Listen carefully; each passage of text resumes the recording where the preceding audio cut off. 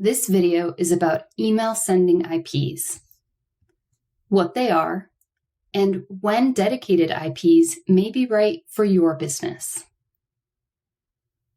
There are a lot of factors that influence your email sender reputation.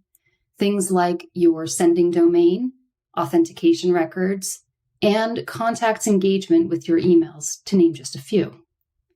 Another important factor is the IP address that sends your emails. An IP address is a unique number that identifies a network or device that accesses the internet. In the case of email sending, each email is sent using a server, and that server has an IP address.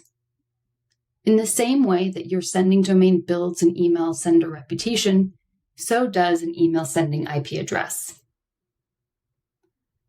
Most email sending providers that give you a way to send emails to your leads and customers use shared IP pools. An IP pool is a group of IP addresses. A shared IP pool is used by many senders. That means that an organization like yours sends using the same IP addresses as many other companies.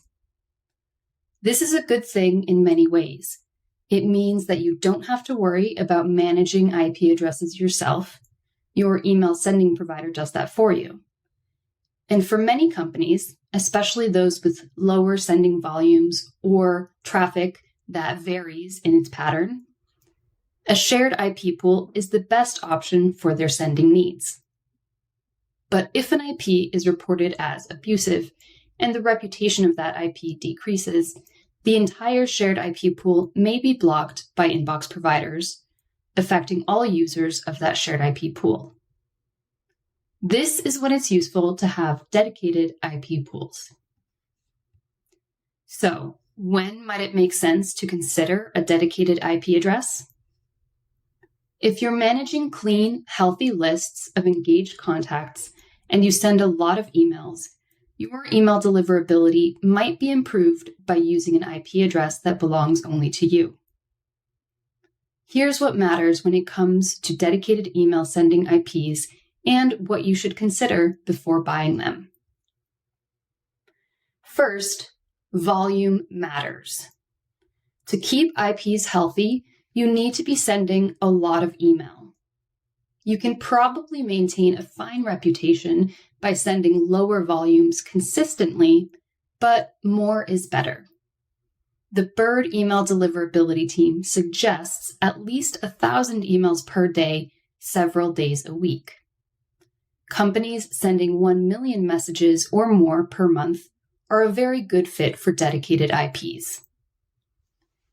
If your volume is lower and your sending patterns are irregular, shared IPs may be better for your email deliverability.